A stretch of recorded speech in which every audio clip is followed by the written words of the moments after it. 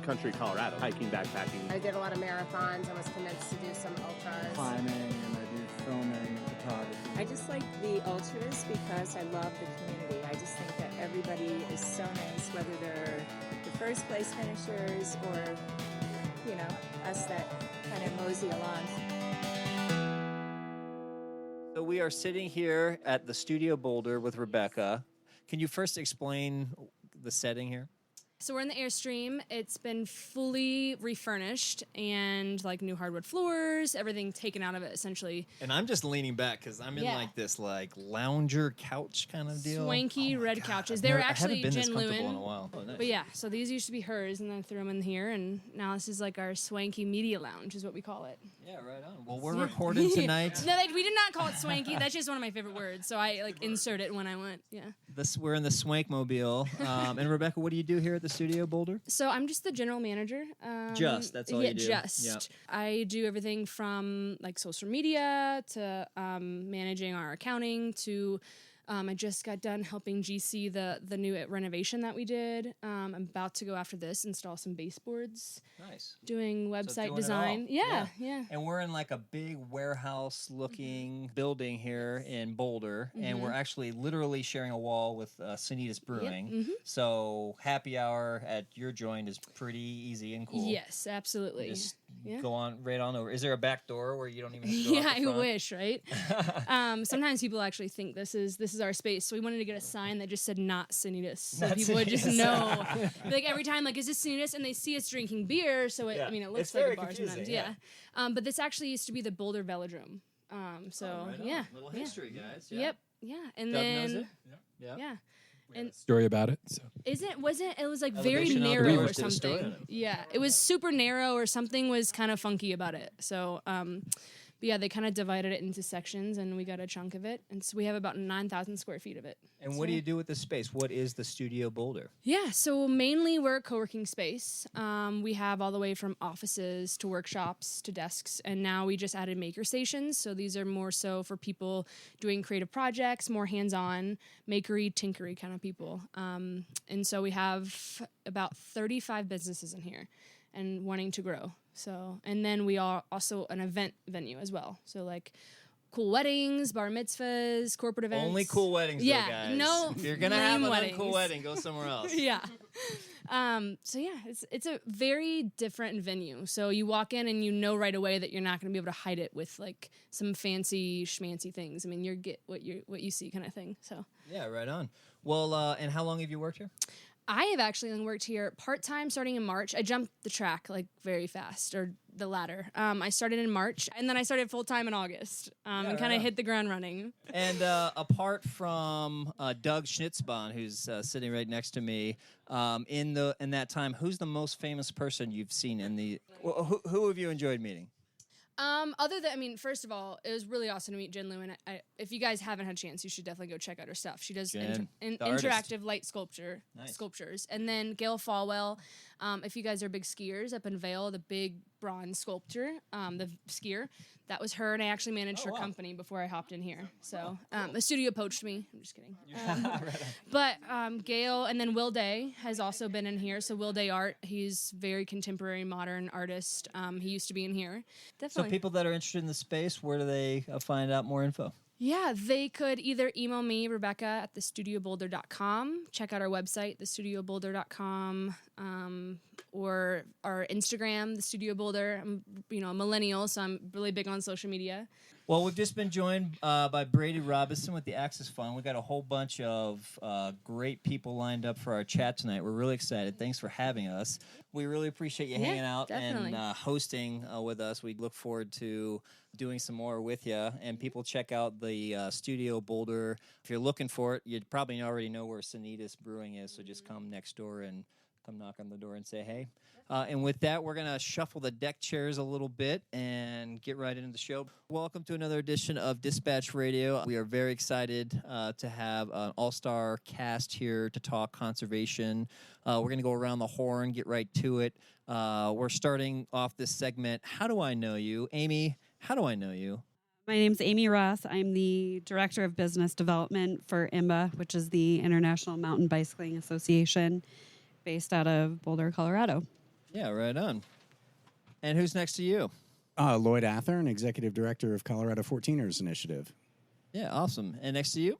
Doug Schnitzspahn, editor of Elevation Outdoors magazine and Outdoor Retailer magazine, and freelance writer.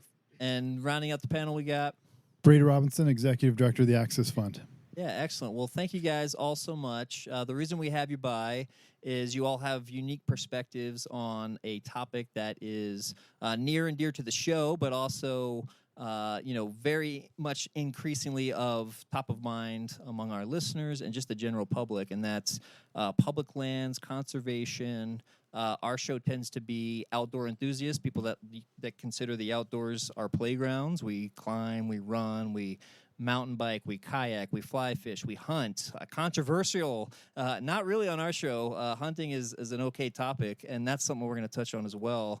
There seems to be this this clash between outdoors. They're not always symbiotic. Seeming you got the outdoors, the hunters and the fishers, and the outdoors. To me, we're all outdoorsmen, and you all have a unique perspective. So we're excited to kind of roll our sleeves up and dig into this topic. And who better to have on the show than Doug, who just wrote for Men's Journal a fantastic piece. If you haven't seen it, just go to our website, click on that friend of the show tab, or just Google his name, Doug Schnitzspahn at Men's Journal. Doug, just talk us through kind of the article that you wrote and the perspective that you shared. Yeah, I mean, it was an article basically trying to sum up the way that outdoor industry brands, are trying to fight against a new, kind of surprising new administration that is dead set against getting rid of public lands even, which is a bit of a shock.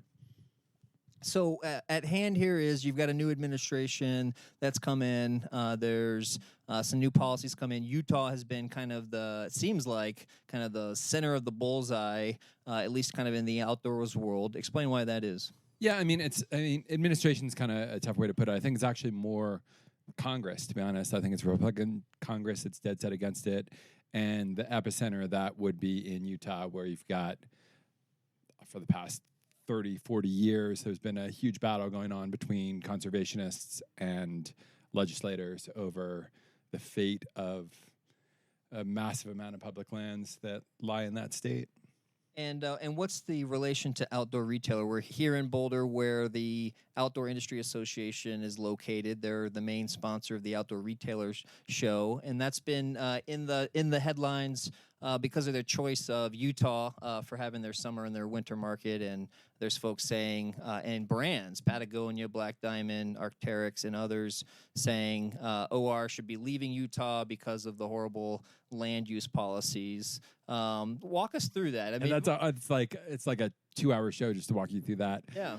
So there's a couple things going on. That's what we're seeing on our Facebook feeds, right? Right, If we're following the outdoors, and that could be a problem because it's simplified. Right. So there's a couple things going on. Twice a year, there's the Outdoor Retailer show in Utah, which is owned by Emerald Expositions, which is a company that brings this trade show in, where all sorts of outdoor companies, from Patagonia to Tenkara fly fishing, come and exhibit, mostly to try to get orders from retailers. But it's also a gathering of conservationists, of nonprofits.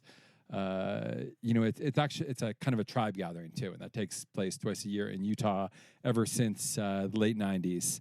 And that happened to be where it was because they made a good bid to have the show there.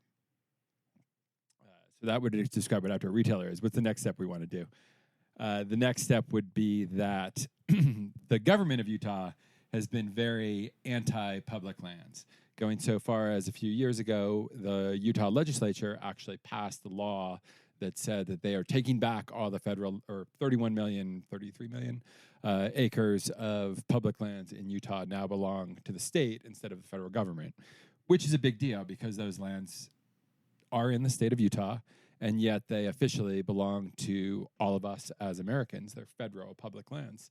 And then that defiance of the idea of public lands in Utah has caused a lot of anger with a lot of companies, obviously, and a lot of outdoor industry companies. Peter Metcalf, who's been started Black Diamond, which broke off from Patagonia at one point, has been very vocal about that if the government of Utah doesn't respect the outdoor industry, the outdoor industry should not respect the state of Utah and have this show there. And then that came to a head this recently with the legislature being very emboldened by Trump being elected president and a Republican Congress. They decided that Bears Ears National Monument, which was advocated for a long time by everyone from conservationists to climbers to Native American people, and then created by the Obama administration in the way out. The government of Utah, the state legislature, and the governor have said that they want this rescinded and taken away. That made Patagonia very angry, who'd worked on it. So they said, well, you're going to take Bears Ears away? We're leaving the show. The Outdoor Retailer show, which brings... And this is where I want to bring Brady in, because I know this is kind of your world. You're the executive director of the Access Fund. You've been doing this for, I think, 9 years. Is that right? Over 9 years, yeah. So this is a topic, this is something that you've just lived and breathed for a very long time. Maybe some of the kind of current things that are happening are more kind of current and topical, but a lot of these things touch on things that have, topics that have existed for a long time.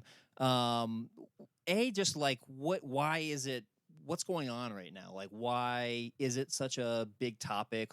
Well, when I mentioned the Facebook feeds, I'm seeing tons of people talking about outdoor retailer show and like where they're going to be. It seems a little odd to me. Why now? What's going on now? Is it that Trump was elected president, or is there something bigger going on? Well, as Doug said, I mean, it's part of the Republican platform to divest from federal lands.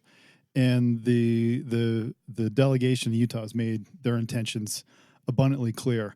Just today, Governor Herbert started walking back some of this and mentioned that perhaps Bears Ears could be a series of monuments, or we could change the boundaries. I mean, he is feeling the pressure because he knew we were talking about this tonight. Well, that's the dispatch radio effect. And so this is something that's literally changing hour by hour. I'll come out of a meeting and things have changed. This is one of the most iconic landscapes in the United States. When we think of the United States of America, we probably think of Delicate Arch, or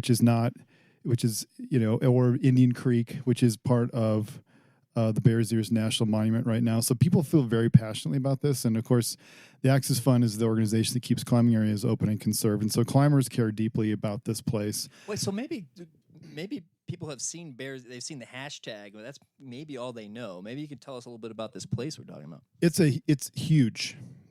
It's big. What is it, Doug? 1.3 million acres. It's bigger than all the national parks in Utah. Yeah, I don't have the stats on at the tip of my fingers. It's big. It's expansive, and it's way more than just climbing. I mean, the tribes are interested in it for a lot of reasons, partially because there's just so many archaeological resources in there.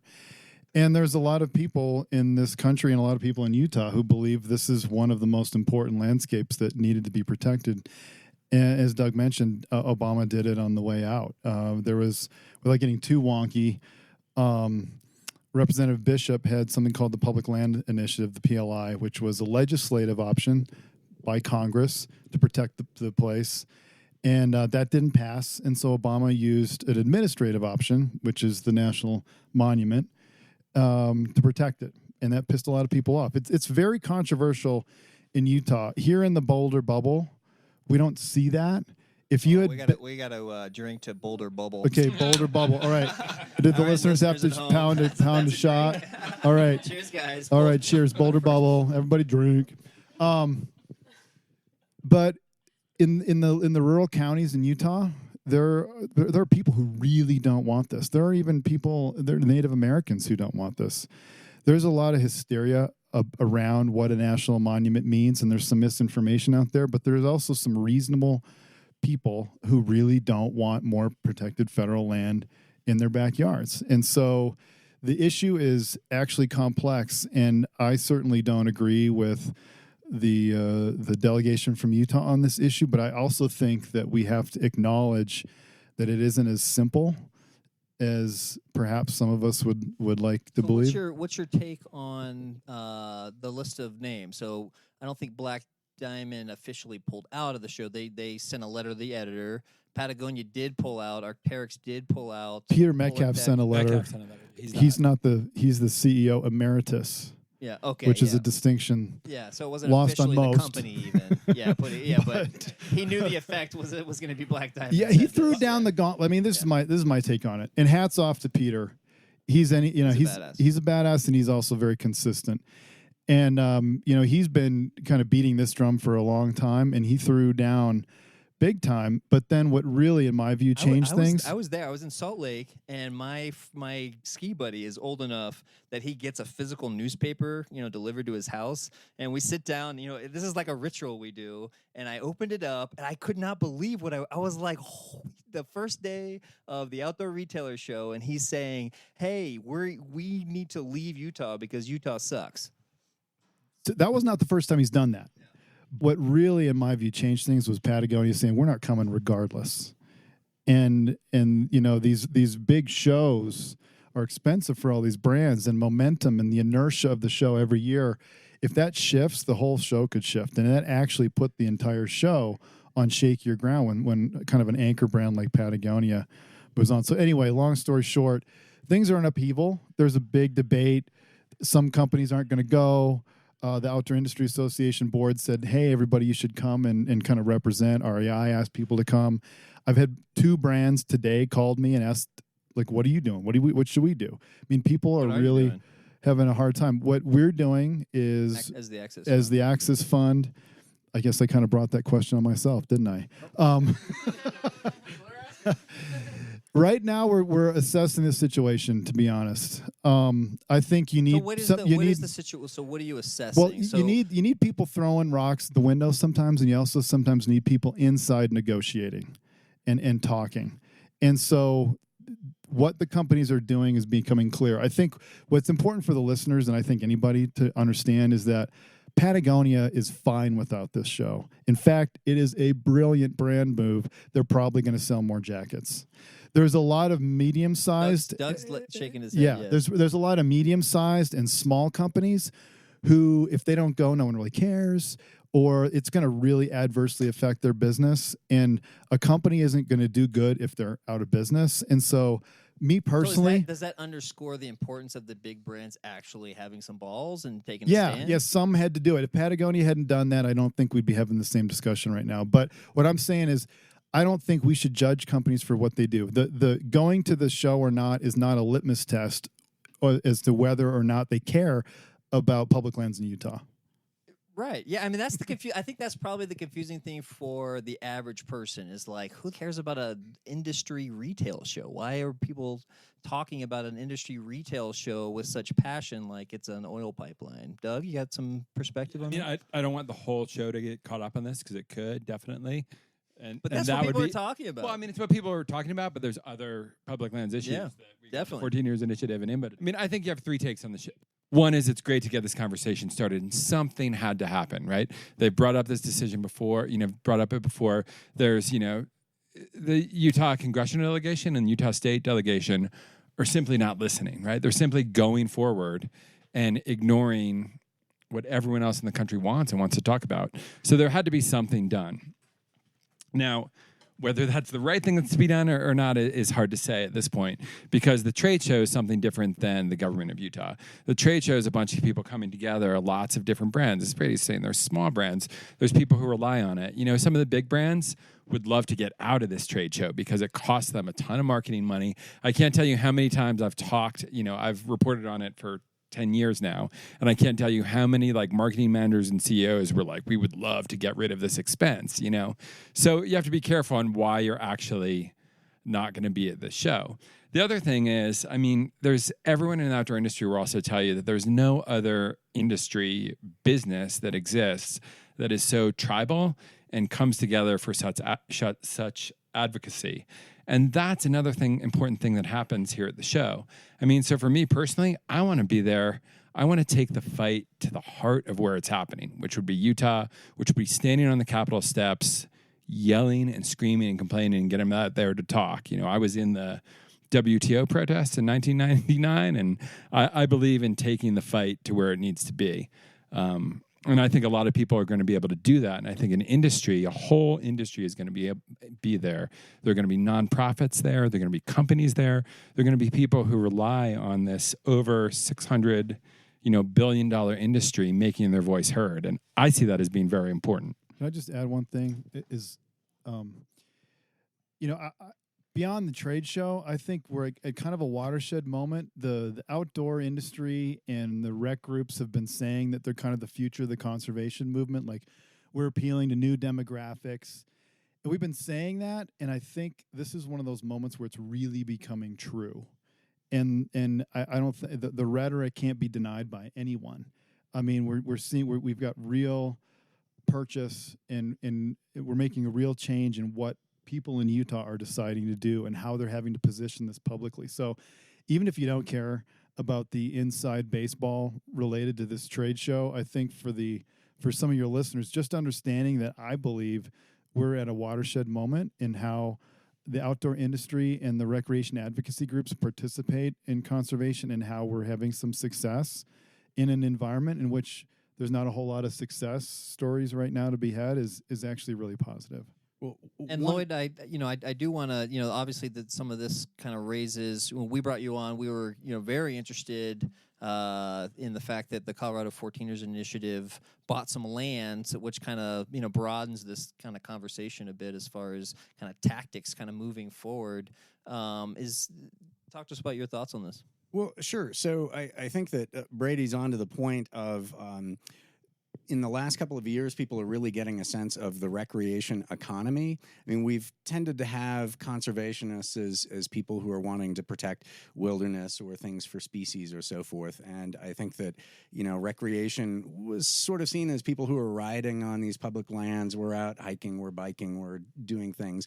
And there wasn't this sense of what the economic power is that's assembled from these participants and the industry companies. So I think one of the issues with Salt Lake and OR is that that's a leverage point. I mean, I'll date myself, but I was there in '96 when they moved the show to Salt Lake. They've expanded. I'll take your 99 W2O protest and raise you. Yeah, well, so they have expanded the Salt Palace Convention Center several times, and it's to facilitate this show, which is the largest show that hits Salt Lake. And so I think there's kind of a sense of the recreation economy is now getting to a point where there's a large amount of money and people are saying, hey, we're not just, dirt bags here. We bring a lot of business in, and if you don't treat us well, and don't, like I tried just being a dirt bag, and I just ended up creating this awesome company. Well, and the thing here also to add to that is now it's also being codified because just this December there was something passed called the REC Act, which is a unanimous bipartisan bill that is going to, this is crazy to think about, but outdoor recreation was not counted as part of GDP before, at least according to official government calculations. So now what's going to happen is when outdoor recreation companies go to lobby in Washington, they're going to have official government numbers that show how much a part of GDP recreation is.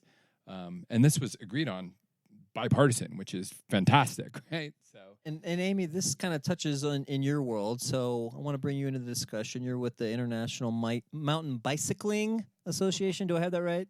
It's not not mountain biking. It's bicycling. First, won't get hung on the details. What is that? I mean, you must get that every day. What is the Mountain Bicycling Association about? I think honestly, that has been a really big hot topic recently. Demand. Talk to your marketing. Good not to talk about Utah. Wait, that's marketing, huh? No. What do you do? What is IMBA? So IMBA was created almost 30 years ago in 2018. We will have our 30-year anniversary. And essentially the group was formed by a couple different pockets of groups in Southern California that were experiencing... Those are Wade's people. Loss of trails. Wade Morris. Because nobody the really Peanut Gallery. knew what mountain biking was or how to manage for it. And a bunch of hikers and equestrians spoke up and wanted the mountain bikers gone. So this group formed. That is a thing, though. Like, even in Colorado, we've seen headlines where, like, people sabotage mountain bike trails because they just don't like mountain bikers. Yeah. What is that about? So that's a really interesting topic of conversation. We did a member survey back last spring, and it was like something like 7 out of 10 members say that the number one impact to mountain biking is the negative perception that the writer gives to other user groups. So it's something that we're going so to. they're all assholes? Yes. One bad apple spoils a bunch. Yeah. What do you guys think? Do you think there's something to that, like mountain bikers being more of a dick than in other groups?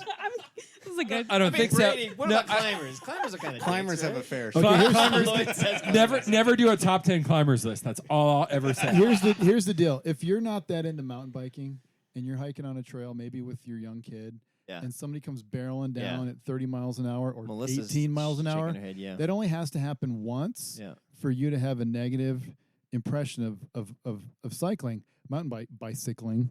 And well done. We're giving points for that. Well done. That's drink. That's all right. Hey, when Brady Robinson says it's a drink people. And I think that's the tricky thing. Like climbers are just kind of up in the, we're kind of up there where the peregrines are, and that's an issue. But I think that's the crux. Do you think, but Aimee? The good news is that we've learned how to manage these conflicts over the last 20 years, right? Yeah, I think we could always continue to do better at that. And it is something that we're paying more attention to as you have like new technology that's coming on, like the mountain bike topic of discussion. Oh, yeah. They had a public meeting in Jefferson County here. Golden is the seat about that issue. So those are actually coming to the trails, and it's controversial. Yes. Well, anyway, today is about conservation. So, I mean, we can get you back on and talk all kinds of mountain bike stuff. But what is your connection to this issue? What does your organization do as far as opening up access and kind of protecting access for mountain bikers? Are you seeing a lot of kind of mutual interest with other organizations? I know Brady's work with the Outdoor Alliance is kind of emblematic of different kind of sports coming together with one voice. Just talk to us about your perspective on all this. So IMBA was one of the founding partners of Outdoor Alliance. So we've been really actively engaged with every kind of effort that they've used to move forward to gain access collectively as a recreational group. We do have a team of professional advocates inside our organization that is constantly working on crafting bills, working with the locals, working with the federal government, working with other organizations to help craft some of that language as far as what it looks like for protecting access for mountain bikers. One example here in Colorado is I think they're looking at calling it like the 10-Mile Recreation Act or Rocky Mountain Recreational Act. It's still kind of up in the air, but it's a good example of where our local chapters have worked with the land managers and some of the senators in the state of Colorado to designate an area as wilderness, but yet also set boundaries for the mountain bikers to still have access. So we are actively involved in that on a regular basis. Yeah, well, that's awesome. Well, thank you for fighting the good fight. Brady, didn't your organization have something to do with the Golden Cliffs? Don't you have some history with that? Yeah, the Golden Cliffs or North Table Mountain, or the place to go sport climbing right outside of Golden over the Coors plant, depending on that's how people know it. Yeah, that's how. That was donated to us over 20 years ago, and so we held that. We are a land trust, and we held it for 20 years, and then through some very tricky and complicated legal maneuvering, we handed it over to Golden. I mean, the short story is that over those 20 years, the city of Golden and actually Jefferson County in this case really took a different approach to recreation. And what was that approach? Well, they embraced it. I mean, I wasn't around 20 years ago. What did that look like? What do you mean by they embraced? Well, you'd get on a mountain bike and ride around. The cycling is really good. Yeah, they have the best trails in the Front Range. Wow. IMBA certified Golden. Boom. That's going to be like their advertising. I'm a Goldenite, though. I don't live in the bubble. That's true. You are. You're in the Golden bubble. And they've embraced it. Wade's pumping his fist. He's in the Golden bubble. They manage I'm right in between the Golden bubble and the Boulder bubble. I'm in the Arvada bubble.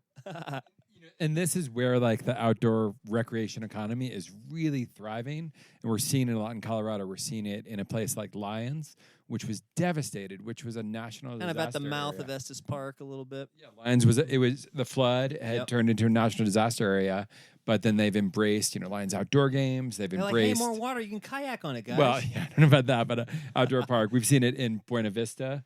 which is grown true. up with South Maine. They've grown up with like a festival, a water park. So you've seen these towns that are all of a sudden embracing outdoor recreation and finding that it can be this sustainable, thriving economy. I mean, Fruita's like the poster child for it. And like with Elevation, we've had them win this best outdoor town profile several years in a row. But Fruita a long time ago decided that, hey, we're going to, connect our economy to mountain biking. And it's been a huge success. And these are things that can last a long time. Where it gets complicated is somewhere like Utah, where you have a different, mindset, and people are there in a different way. They have done a good job attracting outdoor businesess in Utah. They've done a great job, but in some of these small towns, it's really hard. Tax with people. breaks, yeah. I mean, definitely. Ogden, Utah is a great example where the mayor, this guy Godfrey, originally decided, hey, we are going to be, we're Ogden, Utah. We're this odd Mormon train town where the biggest thing is the IRS, but we're going to be an outdoor town. And everyone laughed at him, this little Mormon mayor in Ogden, Utah. But then he brought Solomon there. He built this outdoor centered town in Utah. So it's possible in all these places to get. Well, before we get too far stray from conservation, Lloyd, I do want to talk to you about. You guys have been in the headlines. I'm not sure how frequent that is for you to be like front page news, the Denver Post. But talk us through what happened recently. Sure. Well, it's actually funny. One of my directors was commenting that before our board meets 4 times a year, and before our summer and in our fall board meeting, we had been on the front page of the Post both times. So he's like, it's going to be hard to keep that momentum going in the middle of winter. Setting expectations mighty high. Yeah. So we've been doing a couple of different things. I mean, one relates to this whole recreation economy issue, and that is that we have been trying to, in sort of a scientific methodology approach, diagnose what's needed in terms of investment on the trails to keep them functioning fully, to help support hikers climbing the peaks, to protect the rare and fragile alpine tundra vegetation that exists on the mountains.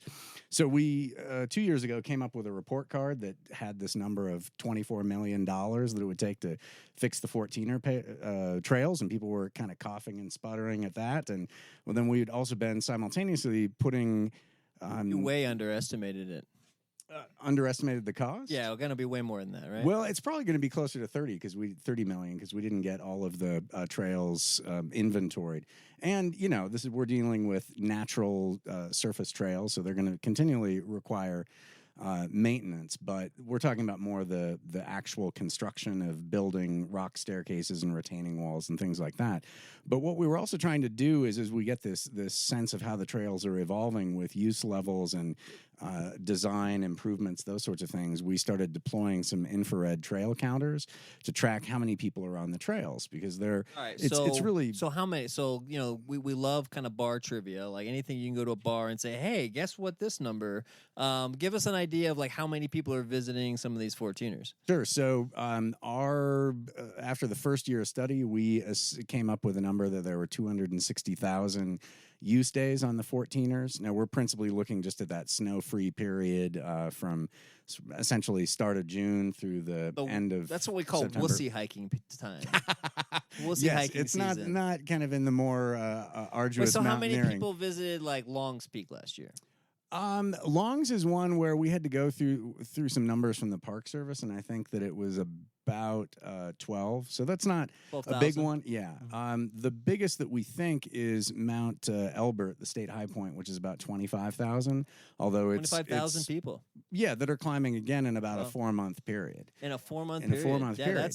That's a lot of people. But what's interesting is people tended to benchmark on going out on Saturdays and seeing, like on Grays and Torreys, cars parked all the way from I-70 up to the trailhead and saying, oh my God, there must be thousands of people up here, and every day it's like that. Well, when we started counting, it turns out people actually have day jobs. we actually found that there were fewer people than a lot of the estimates were.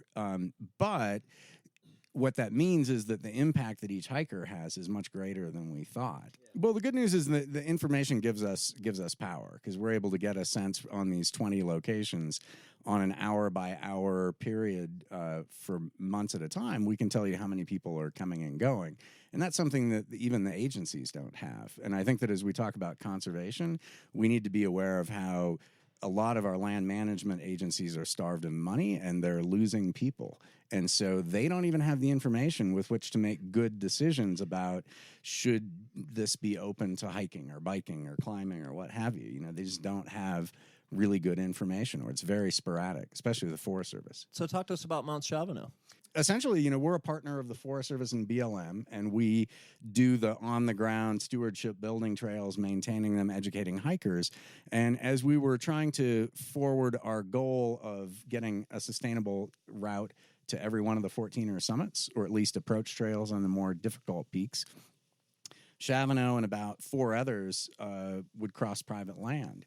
And so the Forest Service wouldn't let us do any work on any of the trail until we had a legal rights to cross the land. And we started looking into it and thought, oh, okay, these things aren't going to be that expensive. And for about $50,000, we were able to do the research, try to track down landowners of these old mining claims, patented mining claims from the early 1900s, and so what did you end up buying? Like, how much land did you buy on? It is just a hair under 31 acres. But it's, if you look at Mount Shavano from Salida, it's the area from the saddle going up to the summit. Oh, so like the sweet spot you bought? Yeah. Like well, from a hiker's perspective? Yeah, it's Did they know what they were selling when they sold you this for $50,000? Some of them would refer about to their gold mines and things like that. So I don't think that all of these people necessarily had been on their land. There was one couple that had bought through this tax lien process. You know, they just ended up buying the land for next to nothing back in the 70s. So is this the future of conservation? Just buy it? Like, forget, going through the government and protecting land. Just go buy it if you want it? If you have enough money. I mean, there aren't that many opportunities. It doesn't seem very economically feasible, right, Brady? Well, we buy land. Yeah, you guys do buy land. We buy land too. Some of it's your best option. Yeah. And then sometimes you're kind enough to sell it back to the public, like in the Golden Cliffs, right? Was that kind of the nut of what happened? We transferred it back when we were adequately comfortable that the county would manage it for climbing and recreation, and we actually put something in there called a reversionary deed. Yeah. So if they close it to climbing permanently, then it comes back to us. I whenever I hear a term like that, I try to picture the guy that, like, the moment that he came up with reversionary deed. He's like, "Yo, I am brilliant." He's like telling his wife, and she's like, "The woman who made that happen is the woman, nice, well Becky done." Hall. No. She didn't come up with a name, but she's the one. She's one of the unsung heroes of this transaction. Oh, she's nice. an attorney. She used to be our. She's a climber attorney. She was a former board president of the Axis Fund. And what's her name? Becky Hall. Becky Hall. She lives in okay. Golden. Nice. And, Becky Hall, we're coming for you. She's rad. Watch out. Yeah, right on. Aimee, do you guys from IMBA, the Mountain Bicycling Association, do you all buy land to conserve it? Historically, we have not. We do not. Oh, you got to get into this action, man. We have not taken that route in the past, but you never know as things change. But the mountain bikers do a ton, right? Aren't they known to be like the guys that, like, when you actually want people out and like doing the trail building, like the mountain bikers will come out? That is true. Is that true? Can I get secondary affirmation on that? It's true, but the cool thing about them is they can build it. We can't build the cliffs. I mean, there's the climbing wall industry. But you can like, pick up your obviously, damn trash, you climbers. True that. Speaking of myself. And we're working on it. But Right. We can't just carve one out of the landscape, whereas the mountain bicyclists can really... Which sports group is the worst when it comes to not respecting the land? Like, let's just get it out there. Like, who is it? Utah legislators. Well, I know, I get it. Who's the problem? See, this is the thing. This is the problem right now. This is the thing that's like both crazy. No, this is the thing that's crazy right now. Is what they have done is before there were arguments between mountain bikers and hikers and hunters are on one side and everything. Right now, what's going on with this Republican Congress right now and Utah legislation? They have just galvanized mountain bikers, hunters, climbers, hikers. Yeah, it's the hikers and hunters term that's been thrown around a lot lately. Is that like a trending hashtag, hikers and hunters? Oh, shit, okay. Yeah, no, I mean, they've put them all together. Brady, because... is that true? Are you seeing that? Are the hunters and hikers getting together? Well, I think one of the best things to bring different groups together. I think the hikers have been such dicks to hunters for so long. Why would they ever Hikers have to hunt too, dude. Assholes. We're just trying to shoot some deer. I'm neither a self-identified hiker nor a hunter, so I can't speak to that. This guy's been through media training. He doesn't understand how dispatch radio works. I'm voting for Brady. All right. So Brady, we gotta circle back. First of all, the conundrum that you referenced earlier, as far as do you go to the OR or do you not? Where are you leaning right now? Well, I'm leaning personally that we'll go. Okay. Because you think that sends a better message? Because I think there's a lot of things that we can do when we're there, and as my friend Phil Powers at the American Alpine Club said, abandoning our free spot next to the women's bathroom just doesn't sound that threatening.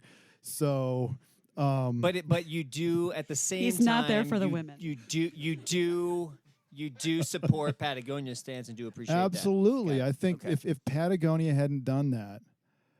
So you're saying you're just not Patagonia? No, we get a spot next to the American Alpine Club for free. We're right. we're there to meet with these groups. If I thought that our absence was gonna change things, we wouldn't go. I mean, I'm not saying we've made a 100% decision.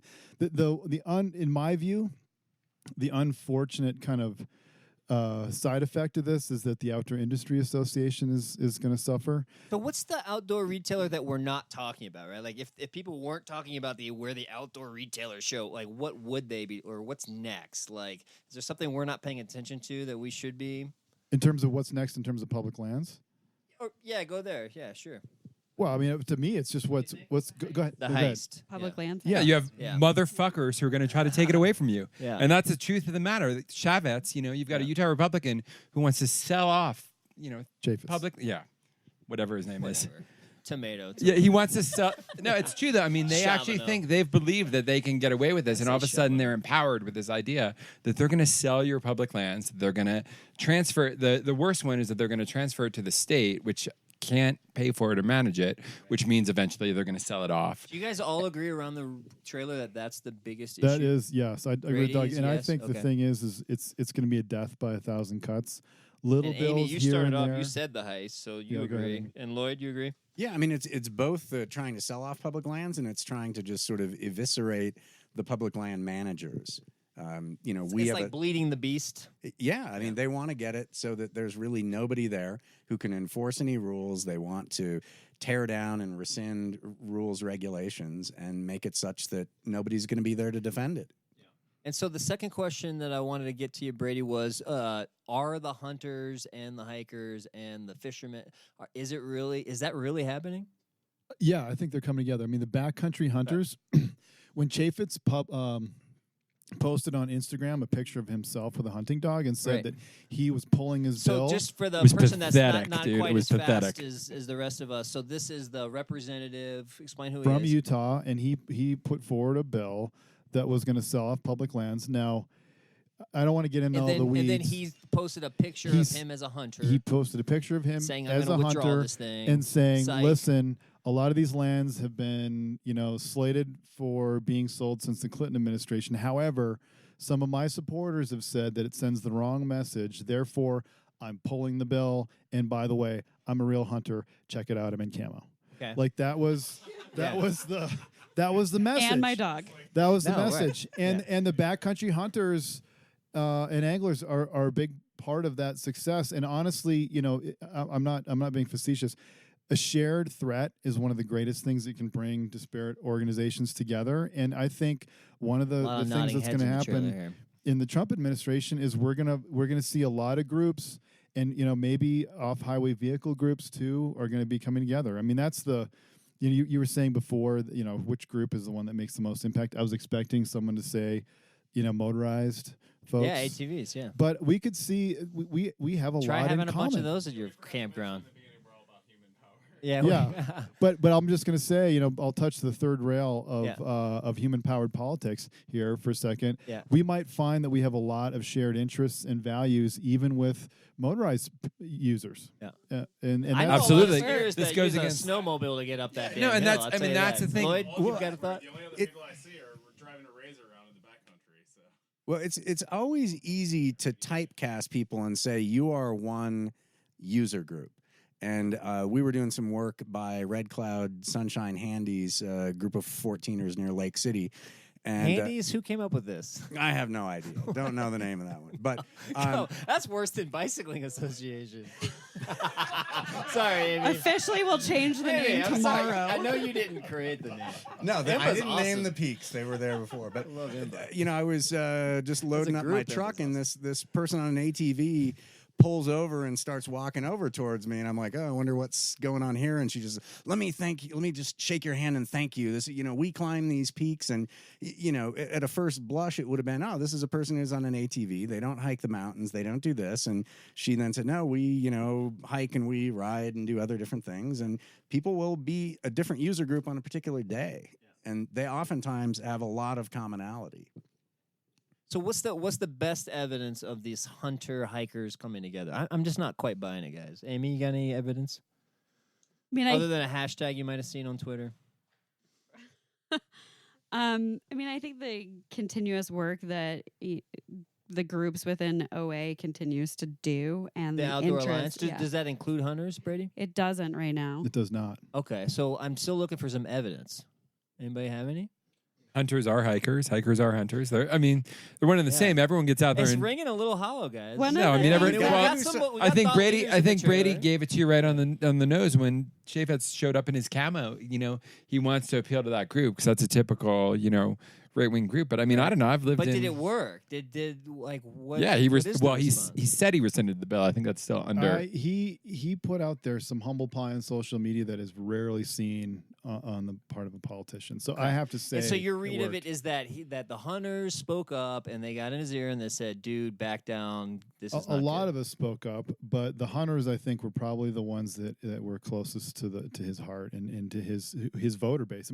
He's responding to people who are going to either put him back in office or not.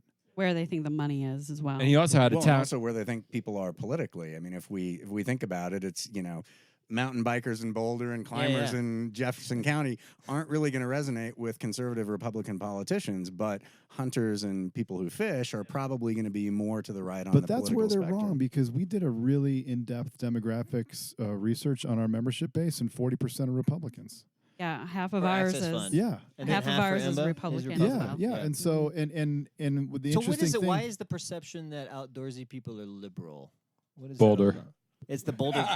Boulder. It's where we second that. Yeah, right. Is that right? You guys really think that's part of it? I didn't grow up as a liberal. I grew up in a very conservative community, and so moving to a place like Colorado was a big change. And I think the shift between the right and the left has gotten so granular these days, as far as belief-wise, where there is no middle ground. Here's a theory. Could it possibly be partly Doug's fault? So hear me out. Editor-in-chief of Elevation Outdoors, right? So in many parts, hashtag blame Doug. Ask Stacey Bear about this. Wait, hold on. Hang with me for 1 minute. And that's so for a lot of people, at least in Colorado and in the South, it would be Blue Ridge Outdoors. Who knows what else? They're going to buy Hawaii next. But that's the image people have of the outdoor community. And Doug's staff's a bunch of liberals. I know that. No, but I think the media does have something to do with it, right? That we're so, you kind of have in your mind, like these liberals that go out and ride bikes and ski, and then you have these conservatives that go hunt, and the world's not quite that easy. Or am I off on the and it's not, and the whole idea of public lands is not something that's, even environmentalism shouldn't be politicized, right? And that's the problem right now, is you have people who want to politicize it for their own benefit, because they're going to make money off these lands. But the idea, when it comes down to it, is conservation should be somewhere that conservatives and liberals actually find common ground.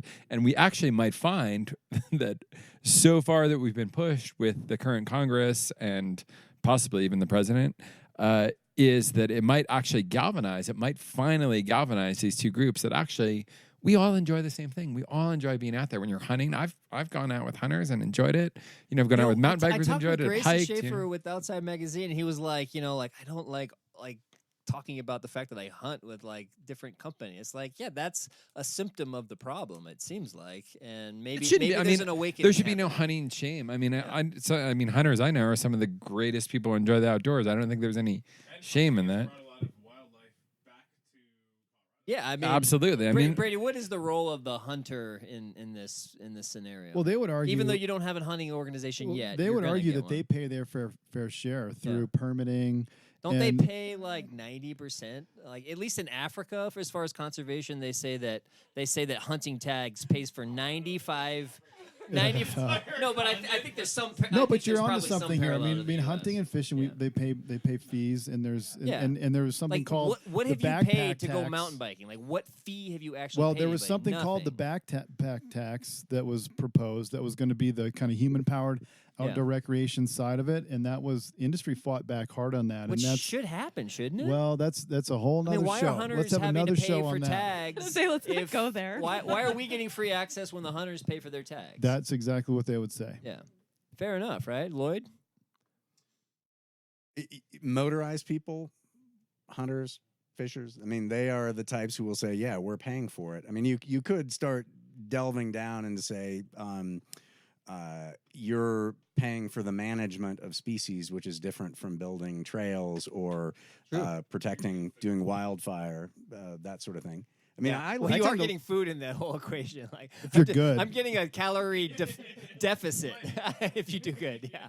I mean, one of the things that we're in a unique position working on these really signature visible peaks is that we're able to get people to give us money from pretty much every state and several foreign countries. So, we can either go the route. Are those on a travel ban currently? Yeah, that sounds kind of sketchy, Lloyd. No, they're not on the ban list yet. That sounds kind of sketchy, Lloyd. Russian hackers. All right, we're gonna pivot.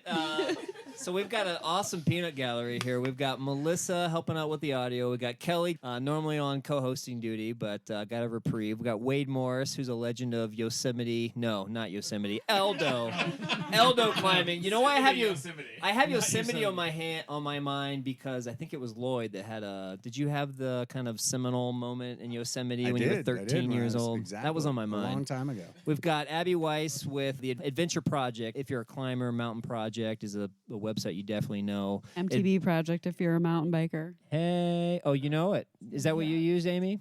IMBA was a partner with Adventure Projects on launching the mountain bike project aspect of that. Well done. It's a very slick site. So with that, that's just my setup for the peanut gallery and questions. Wade's holding the mic. And Wade knows Brady, and Wade told me that I was supposed to ask about your ponytail. So if you have a better question than ponytail, Wade, this is your chance. I've been outed. I had a ponytail for 14 years. 14? You which held in on strong, hindsight brother. was about 5 too many. Just 5. And I cut it off. Okay, That's the end of the story. I equate it to Samson losing his powers. Did you donate it somewhere? It wasn't quite long enough.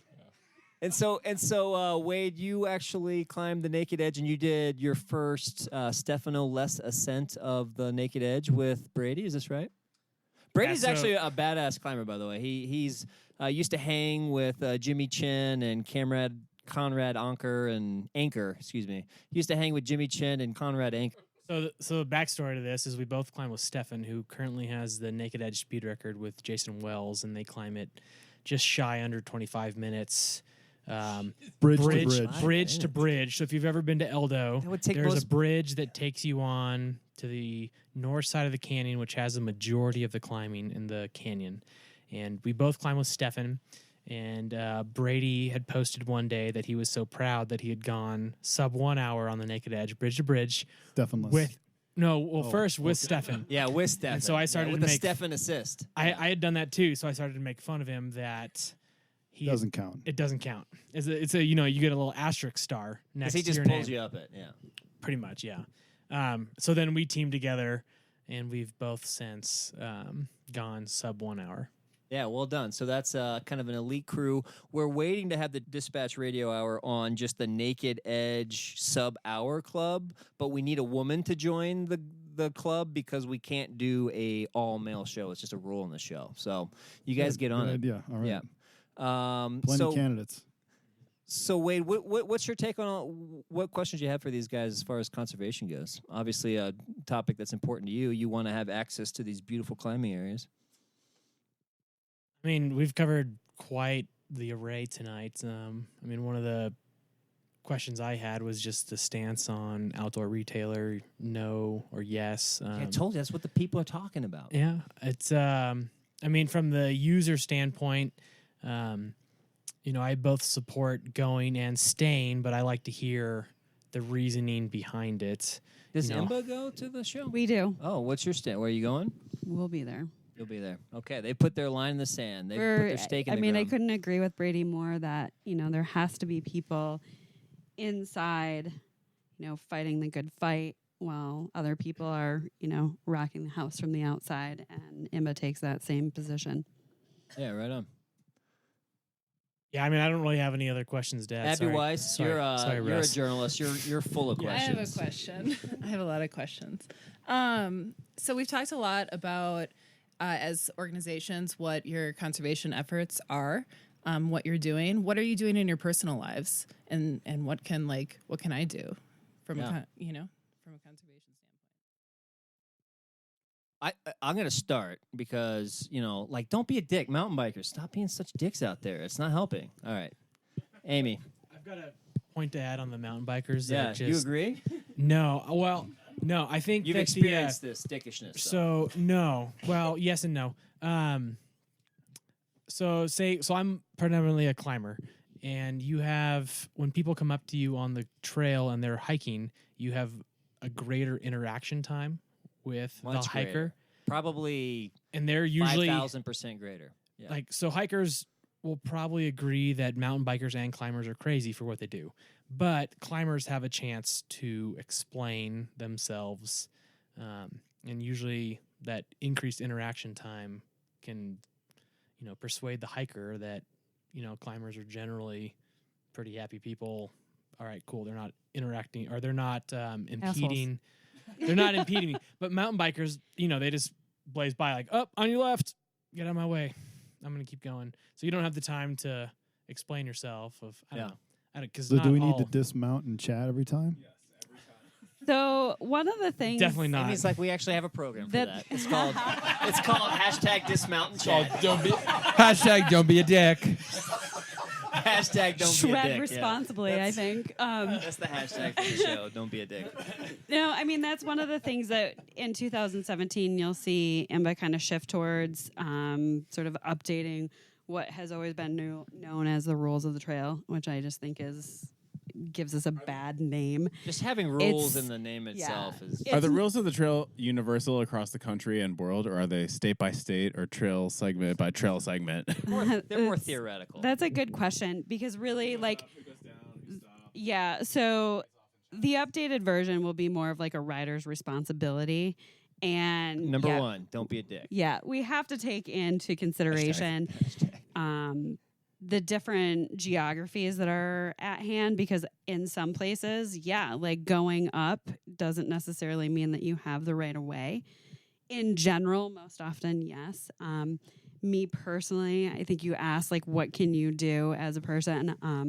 Anytime I'm out riding, if I'm climbing, I'm saying hi to every single person that comes by me. I'm chatting with them before I get to that point that they know I'm there if I'm going to pass them. If I'm descending, not only do I use a bell a lot, but I do also talk and approach them at a much slower speed. And I think it's just that one thing that you do as a person does start to make a difference, because now I've seen my group of friends that I ride with have started to take that approach. What about just for conservation though? I think what her question is hey, I'm a working adult and I have whatever my situation at home, and I like to mountain bike, or I like to climb, and I like to kayak. What should I be adding into my life that actually helps with this whole issue that I'm, maybe liking things on Facebook, but I don't have any realistic expectation that that's doing anything. So I think any way that you participate as a user group, whatever you can do, whether that's, being a member, volunteering, attending public meetings, giving back to the community. Like, I sit on the board for the high school cycling league, the high school mountain bike league. That's my big thing that I do in my personal life, to give back and teach kids about riding responsibly. So don't just be a rider, like participate in the community. Yeah. Okay, Lloyd. Well, my wife and I are doing about every month, getting together our neighbors and doing postcards to elected officials, talking about the issues that we think are important. Getting grassroots with it. Exactly. Like I wrote my postcard to Senator Gardner and said, hey, it's very concerning here. I mean, I'm part of an organization where every year we're doing $1 million to almost $2 million of value in our public lands, and don't sell these things off. I used to work for elected officials. They respond when people start getting avalanches of mail and now, email. Do any of your neighbor friends include hunters? I'll have to ask. All right, we're gonna follow up on that. Doug, personal life. Vote. Get people you know to vote. It's the only thing you can do. I mean, really. Don't vote people. Don't vote people. People clearly weren't interested in that strategy. Yeah, which was dumb, because that's all you can do. Yeah. Vote. Like don't go back think. To the basics. Here's the thing. Don't say they're both the same, because they're not. Because one side is going to protect public lands, one side is not. They're not the same. You have to get out there and vote. You have to protect. You have to vote. Wasn't feeling the burn with Hillary. Right, but that doesn't matter, because you have to vote for the issues. You can't make it some kind of public thing. But you also have to vote underneath. I mean, I think one of the things to talk about is not just voting at the presidential election, in the midterms, yes, in local elections, vote in everything, and don't let someone fool you that it's about personalities, because it's not, because it's about issues. And this is what we saw happen. So other than voting, what do you do in your personal life to help kind of advance these get causes? other people to vote? Yeah. So you're out knocking on doors. That's the only thing that's going to make a difference, because these are the people making the laws. So vote for them. Don't make it a personality thing. Don't get fooled. Go out and do it. That's the only thing that's going to make a difference. All right, Brady. I think Lloyd's answer was really good. I mean, I don't disagree with the vote thing, but we got to fill our. We got to do something with our time. We got almost 2 years before we can vote again, so we got to do something. And gathering together in a group, like those marches, maybe at Studio Boulder sometime. Those marches and protests, it actually makes a difference. In writing and calling makes a difference. Paying attention, I think supporting the organizations that you believe in, that you identify with, makes a difference. And have you guys seen a bump in donations? We have not seen a huge increase, not like the ACLU. So I heard at the Outdoor Retailer show that Big City Mountaineers crushed it as far as getting donations at the show itself. And yeah, I did kind of wonder if the Trump spike had been in effect, but I don't see any direct. I mean, honestly, I don't want to be too opportunistic about this. I mean, I think the truth is that we've got friends on both sides of the aisle, and I think we will see some. So I think there's a lot of opportunity right now for people who are standing up for public lands to raise more money. Absolutely. So if you added a hunting organization to your outdoor alliance, what would it be? If I could add any organization? A hunting organization. Yeah. Oh, a hunting organization? The Backcountry Hunters and Anglers. I think. Okay. Yeah. Is that are those conversations happening? They are, and not about necessarily becoming part of us, but about being more coordinated. Yeah. Yeah. Right. All right. Other questions from the Peanut Gallery. I want to say something nice about Utah. It's got great skiing. The Utah hug. Yeah. I want to give Utah. Go ahead. The state of Utah is supporting some really important climbing projects, infrastructure projects right outside of Salt Lake City, and we just got a $45,000 grant from the state of Utah to take care of a very beloved bouldering area called Joe's Valley, which is visited by a lot of people from Boulder here in the bubble, and it's getting hammered. I mean, basically, imagine a big box of kitty litter on like a 10-degree angle with a bunch of boulders in it, and then a bunch of people walking around in it, and it gets really heavily impacted. And so I think it's important that we give credit when credit is due. And, personally, I think just how polarized the political process has become here is tough, and it's hard. And I think it's really important when politicians, no matter what side of the aisle they're on, do something good, we give them credit. unapologetically. Does anybody want to else have any kudos for Utah while we're at it? Yeah, I mean, I definitely think it's really important for us to give credit. I mean, I think it's important for us not to give up on Utah, which is the biggest thing about this boycott. I'm like, what? We're just going to walk away from this state that. Yeah, exactly. I mean, this is a place near and dear to my heart that I spend lots of time in. And I also would say that I've learned a lot about the people who live there and tried to learn how to respect them more. You know, I've got a lot of friends who are Mormon or raised Mormon, and I've learned about them and their culture. And we also have to respect some that it is their state and find a way to work between that. And it's not an easy solution. It's not something just solved by showing up or not. I mean, the Colorado Plateau, those canyons, there's no other place like that in the world. And you go there and you see people from Germany, you see people from Japan. Like, it is such an incredible sacred place. And, my feeling on like Bears Ears is, I remember I went there in mid-90s in Grand Gulch and Turkey Pen ruins, and there were all these amazing potsherds and corn cobs there. And that stuff's gone. I mean, it's getting destroyed. So there has to be a common solution that combines people from the bubble and people from Minnesota and the people who live there in Utah, who all realize that the place is sacred, Well, we're going to finish out the panel. I want to hear kind of closing thoughts from the two of you, and then I've got one thing to touch on with each of you. Lloyd, closing thoughts? I think that right now things are so kind of polarized and people are upset. I know that, our group, and there are many others around the state and around the country, where you can get involved with your hands and make positive impact. Every year we'll get about 1,600 volunteer days of people out building a trail for us. I mean, you really talk about protecting your public lands.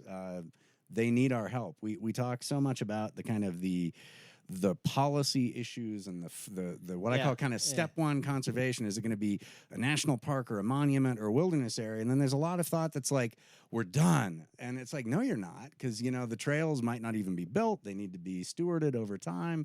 Even we have a big role in education. We should give some credit also to the Access Fund. I kind of make fun of the climbers and the trash, a little bit, but you guys do get out there and, take care of the... We've got 3 full-time trail crews of 2 people working on training volunteers and land managers on how to take care of climbing areas. So, yeah. Sponsored by Jeep Wrangler. Sponsored by Jeep Cherokee. Aimee, closing thoughts? Yeah, I mean, I would just say that, now more than ever is the best time to get involved and stay involved, whatever that means for you. If it's just simply volunteering on a trail project. I mean, I know in the state of Colorado, there's something like 50 million acres of backlog maintenance that needs to be done on trails that the federal land management agencies, even the local agencies, can't keep up with. And so they need people that are recreating on those areas to also help participate in taking care of it. So it's not only just, getting out there voting, right, attending public meetings, speaking up, but it's so actually Corey, doing the hard work too. Yeah, I think that should be our next dispatch challenge. We're not going to do a race or an event this time. We just need to get some volunteer time out on the trails. Well, after almost a year, we've worked together since April. We're like a mind meld. We think the same thoughts sometimes. We commit to something. Every show that we're into, let's walk the walk. We're going to go out as a team and do some conservation work. Volunteering at the Dirty 30 does not count. That'll be fun. Volunteering at an aid station is cool. And that race, and Megan does support a lot of conservation efforts, but I think we should get out and do some trail building ourselves and kind of walk the walk. So to kind of summarize, some things that I'm hearing here, a vote, Doug, yes. I mean, grassroots 101. If you look at the numbers, as funny as it is, people aren't voting. So yeah, that's pretty basic, and we're still not doing that. But 2, as we're having conversations with our outdoors friends, right?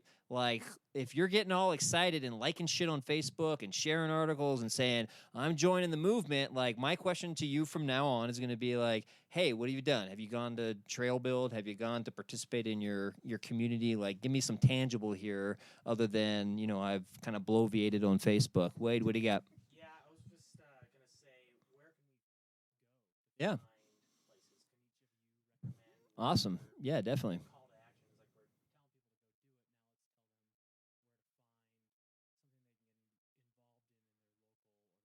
And let's keep in mind, we've got a lot of Colorado listeners, but we also have listeners kind of from all over. So, Brady, maybe starting with you. Well, I mean, Social Media Access Fund and also the Outdoor Alliance, both organizations have email newsletters.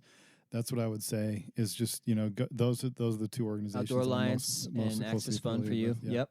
Lloyd, so you're obviously a Colorado institution here, Colorado Fourteeners Initiative. Right. And we are all about the direct stewardship. So we're not really involved in the advocacy parts of things, but on our website, which is 14ers.org, very soon we'll have our schedule for trail projects this summer. People come from literally all over the country. We have people fly in from Florida and drive from North Dakota to come work on the Colorado trails. So it's a great place. Aimee?